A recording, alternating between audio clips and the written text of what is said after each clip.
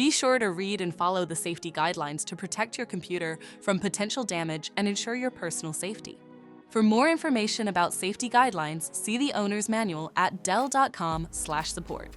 Before you begin, turn off the computer and disconnect all the attached peripherals.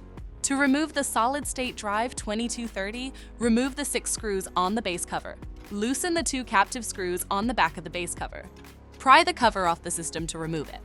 Find and unplug the battery cable. Identify the solid-state drive and remove the screw securing it. Unlatch and lift the drive out of the system. To reinstall the solid-state drive 2230, place it back in the system. Relatch and install the screw to secure the drive. Plug in the battery cable. Place the base cover back on the system and secure it with the 8 total screws. For more information about your Dell system, visit dell.com/support.